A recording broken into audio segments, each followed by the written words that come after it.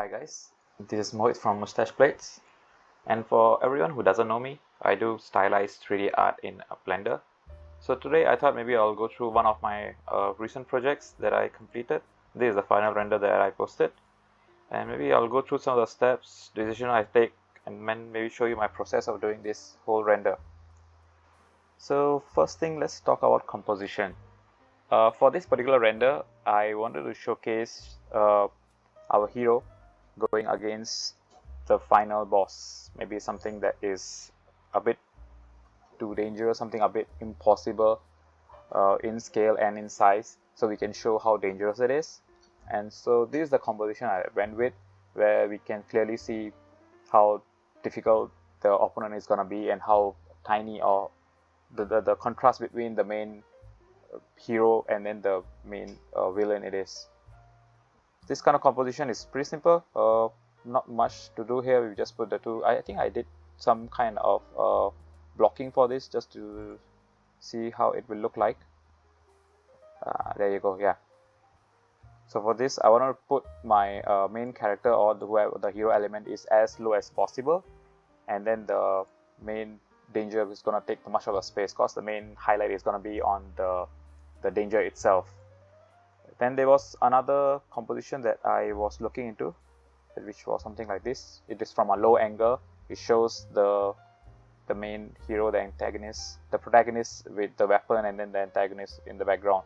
But this one seems a bit more dynamic. It shows like the fight is about to just go down any minute, which was not really the whole setup. It was about to just put both the parties up there.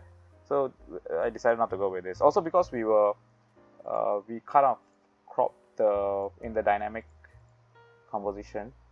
Let me get it again. Yeah, because we cut off some of the parts of the danger, the main opponent, we are kind of losing the sense of scale, how big the monster it is, how dangerous it is, because we really cannot see everything. We are doing a close-up shot now. So I went with this one. Here we can clearly see how big it is, how dangerous it is, comparing it to our main guy. And so yeah, this is the main setup that I wanted to put. Also, I did thought how I wanted to light it up after I want to put top-down lighting so I can clearly show the main monster. And so this composition does quite well to do that, both showcasing the monster and then also the lighting. So this was just the process of how the composition went along. Next is maybe modeling. For my modeling, I like to keep things very simple. I like to try to model as little as possible while still getting a lot from it. So if I show you the main monster, most of it is just modifiers and nothing much. So let me close everything, and now I can show you. So this is the outer shell of the monster. It's only this part. This is the only thing that I modeled. I created a circle and then I just cut off the rest of the stuff because I can just use the mirror modifier.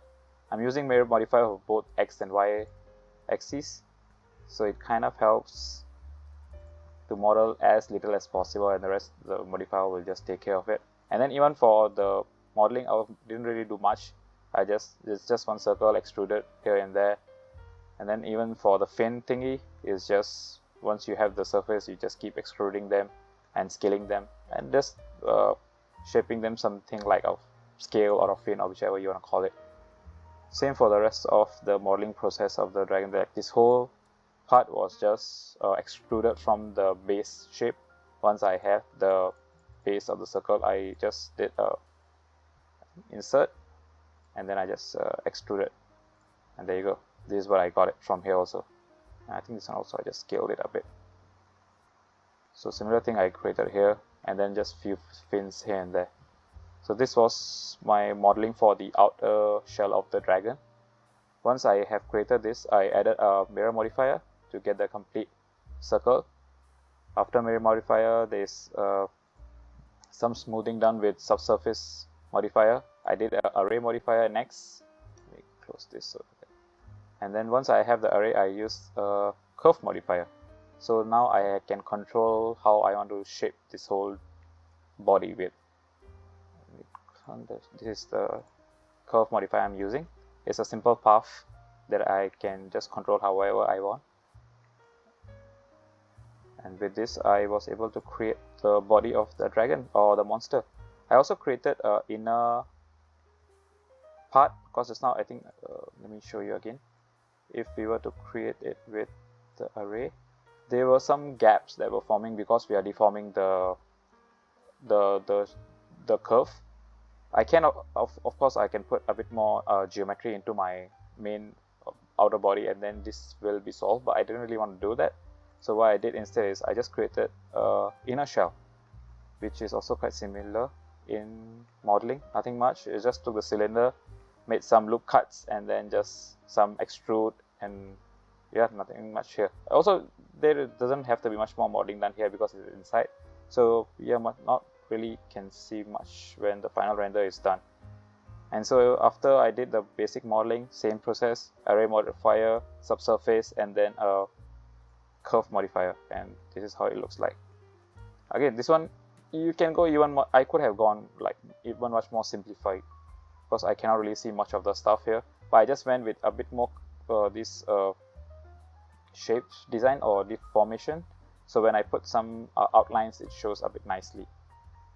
If I can see there you can slightly see some of the outlines coming out. This is what I wanted to see, and that was the reason why I put a bit more effort into it, but yeah, it wasn't really needed.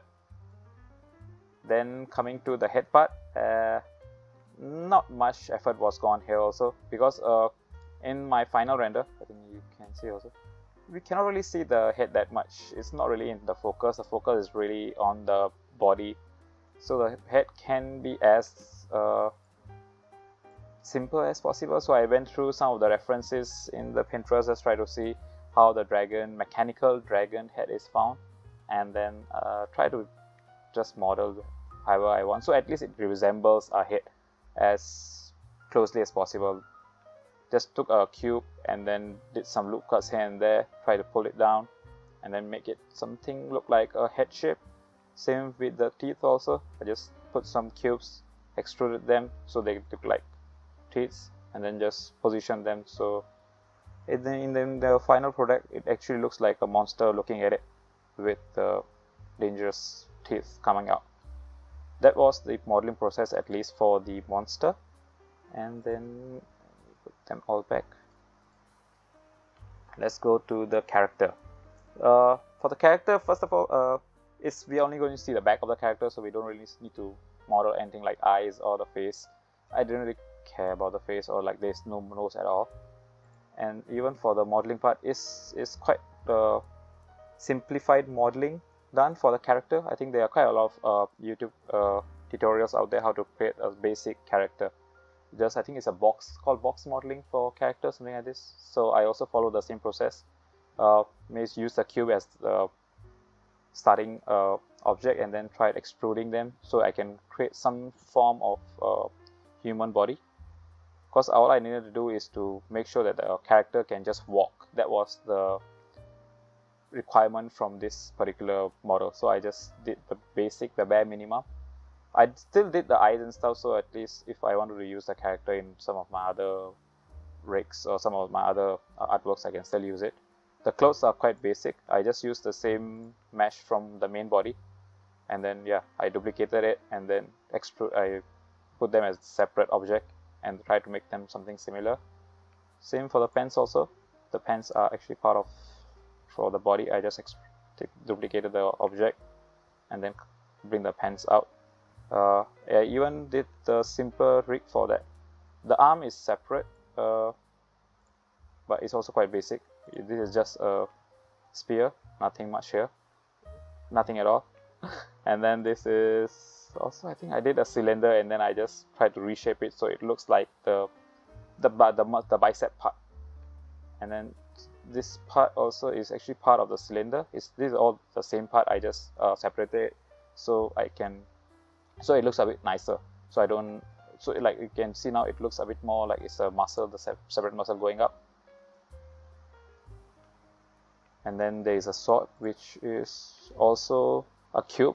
I just try to shape it like a sword, but since I don't really know how the whole sword works, I just try to make as simple as possible. and this is the modeling process for the two main characters. Other than that, modeling for the rest of the scene, the pillars made from cylinder also, I made half of it, the rest of it is just done through the mirror modifier. I try to take some of the references how the pillars are done, because I don't want to make them very simple. So this is one of the pillars that I did initially, just basic cylinder, then I try to do some inserts, some extrudes, and then this is what I got. But then it was a bit too plain, so I tried to make some indents here. Every single column I try to do an insert and then do the extrusion, so I get something like this. Yeah, maybe I try to show you how I did all those. It's just simple, take a line, just insert, and then you can, I don't know if I did extrude or I just did all S so I can bring it out, and then yeah, and then just do the scaling of it. But yeah, the whole reason to do all this thing is because when we try to texture them, and I'm going to put the outlines, these indents will also show up in the outlines. So if I close it, yeah, so this is the actual pillar without the outlines. It still looks good, but then if I were to put the outlines after this, it will look even better. It will showcase all the crevices and everything will pop up nicely. So that was the whole process why I want to just make some more details on this pillar. Other than that, there is this ground. This ground is actually done using the Wall Factory, I think, the free add-on that comes with the Blender. I think you can turn it on with the, if I can find, yeah, the Wall Factory. And then with the Wall Factory, you have to just do a circular one, I think, radial. Yeah, there you go. So this was done using this, and then I just try to pull vertices here and there just to show the differences in the tiles, and then you can show some cracks here and there. The rest of the scene is quite basic. I think the walls here, nothing much to talk about them. Some of them are just plain cubes being scaled to the z-axis. And the top of this building, I created this mesh also, again from a circle shape. I just extruded here and there just so that it looks like some kind of mesh on the top where the light is forming from. So with this, I was able to create the rest of the modeling. Still, like I said, pretty basic, nothing more complex. I think everyone more or less can do this kind of modeling. If not, I think you can just actually let me know. I will go further into it. But yeah, once the modeling is done, I began doing some kind of texturing. I always like to put some kind of basic texture first before I go more detail into it. So like I would always, so this is my, okay, so the basic texture that I did is cell shader. Everything here is all derived from the cell shader. Every single one of them, the base shader is cell shader. So what I always do is, for every single part that I want to do, I'll just create a basic cell shader and just give them the color without any kind of detailing, just to see how the scene is looking like, and then I can finalize all the colors and what I really want them to be. Yeah, so this I think was how the whole thing started, just to have one. So the idea is we can have our main object, whichever I want them to be, in a separate color, and then the rest of the backgrounds and one of the characters also is going to be in different color, so we can have the contrast, but also we show up the main character. Initially I wanted my hero element to be in separate color so it will stand out a bit more, and then the rest of it could be in the reddish tone. But then going forward, I did change my mind. I try to focus more on the huge dragon, so I decided that the dragon would be in the different color, and the rest of it can be in the blue hueish color. So I think that's how I did it. I changed the hue over here. So in the end, I went with main target will be in red and yellow. The rest of it can be just draped in blue color. So in the final one also, you can see this one shows up very nicely, and then it also complements the colors to each other. Then yes, texturing part, I did, let me go to the main color. For the main body, I have my cell shader being used, and then I always like to put some kind of variation in color. Even though if it's the cell shader, I want some kind of variation. Maybe because that's how because last time I used to do all the real life texturing, so they will always talk about variations, so I kind of like that part from there. So I will just take any of the texture map that I have, and then I will try to create some kind of variation through that, even though it's just slight variation, but then it kind of looks nicer. And then after that, one more thing I would like to do is to have some kind of imperfections, either scratches or dents and this kind of stuff. So the same thing, just take another texture mask which has some kind of scratches, and then just use it. And then I'll just use some other colors to show the scratches and dent. These are the three things that I always do for my shading. Like most of it is just that. And that is, I think, the basic aspect of how I do the texturing. Just take your cell shader, add some variation, and then in the end some imperfections. These 3 steps and done. And so what I did is kind of repeat the same thing with different hues for every single thing. And this is for the inner circle. I have my main, and then I just did a variation. There is no in the imperfections that I put for this, but still just these 2. Same goes for the pillar also. I used my main map. I think this is my color variation that I put for this, and then finally this is my cracks and everything that I'm putting. So these 3 things, and it kind of looked good. Other than texturing, one more thing I do is to create black outlines. Let me show. Yeah, these ones. These are the outlines we often see in anime and any of the stylized art. So one of the easiest way I found to create this outline is through Solidify modifier. So there are 2 steps to this. One is the actual texture part, and then the next is the modifier part. So for the texturing, it's quite basic. Just take any default shader and then just give it your outline color. You can change to whatever you want. I just keep it to black because outline, so that's why. Other than that, I also try to just keep the roughness level and then the spec value to be 0. So our light source doesn't really affect these outlines. Sometimes when the light source is too bright or too near to the object, it can affect the outlines, and that's something that I don't really want. So I'll just keep it to 0. And then one more thing is your backface culling. Just select all of them so it will show up when we try to apply the Solidify modifier. So yeah, the second step is the modifier itself. Just apply our Solidify modifier, select the material as the outline or the one that you have created for the outline, and then just flip the normals, and then just adjust it based on how much of how thick you want the outline to be. We are going minus because we don't really want it to be eating into the object. We want it to just create a bit more, so that's why it's the negative value. Sometimes your outline might not create, so you just need to do the invert normal. I think it's all n. Recalculate outside. Yeah, just do the recalculation outside, and sometimes that will do. That will create the outlines for you.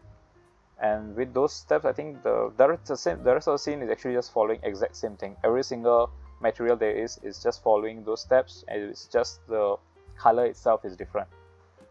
The rest is all having the cell shaders and then the outline. Nothing much is different. And that was the process of the texturing part. Then let's go to the lighting process. The lighting is, let me show you after closing all the lights. Yeah, so this is without light. So the first thing I want to light is how I want to light this scene. Since the importance is going to be on this main dragon, I always thought that it's going to be top-down lighting, so we can show that dramatic highlight on the danger itself. And actually, yeah, that's why I also created in a way that we can shine some light through this hole. So I took a sun lamp, and then that's the main source of light that I've created. With a sun lamp, at least we can get the all these nice shadows appearing on the creature through this object. But then I also didn't want my hero element to be getting any kind of light from the sun, so I did created some planes, so we can just cut off all the sunlight that's coming through the hole to the main object. Other than the main sun light that we have put up, I also want to make sure that I light up this character also, because if not, it's gonna get blended into the surroundings. That's not something that we want to do. We want to, even though it's not taking that much of space, we still want to show the character that we have created. So all I did was I created the area light pointing directly at the character.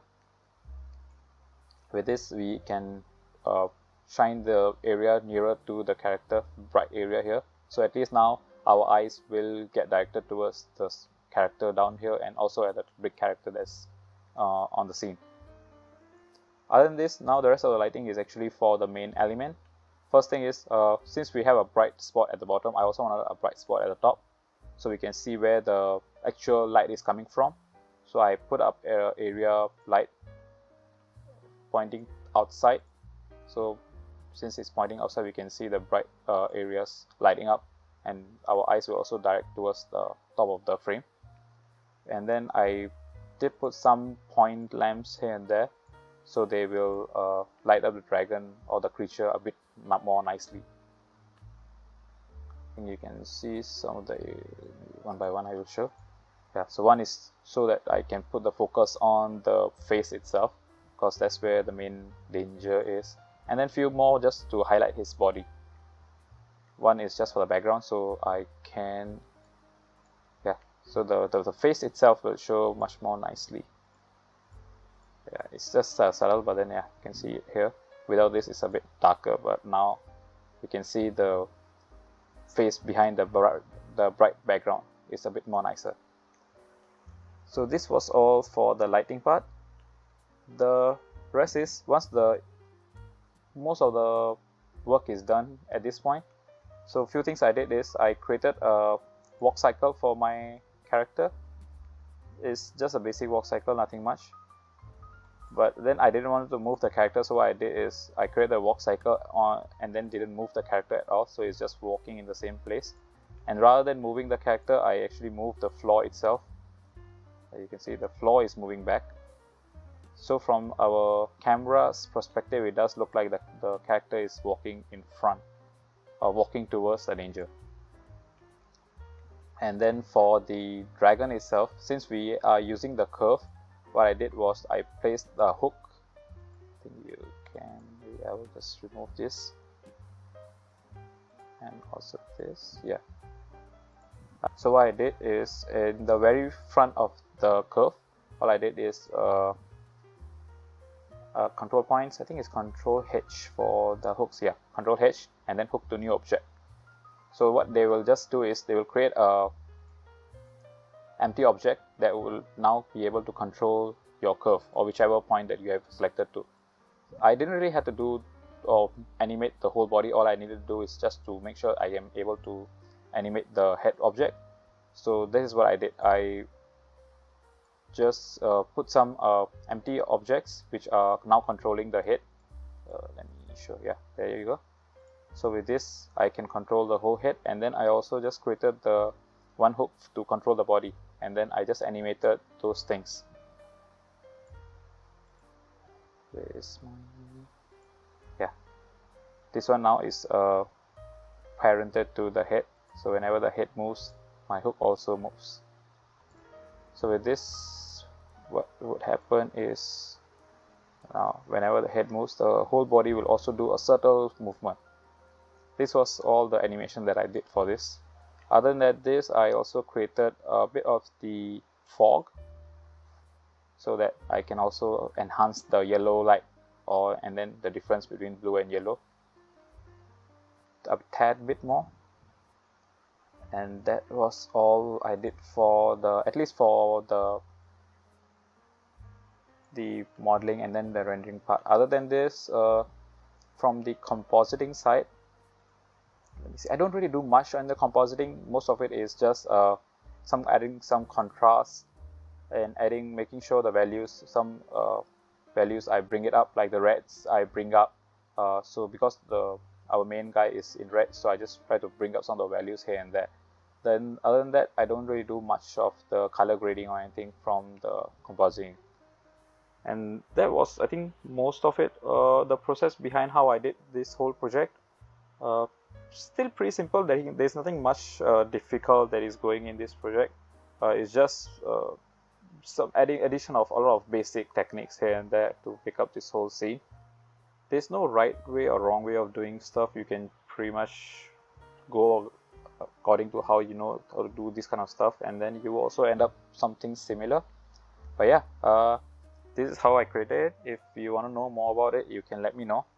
If not, you can just follow me into my Instagram. I do put the progress, final result, and all this kind of stuff over there. And I might also show up on some other projects over there. Yeah, go and check it out. My other projects, I've done quite a few rendering projects. One of my latest one. You can go and check it out over there. And if you have anything else that you want me to go through or want me to highlight and go into much more details, you can also let me know. And then yeah, sure, you can do like and subscribe and share all this kind of stuff, and then we will meet again next time. Thank you.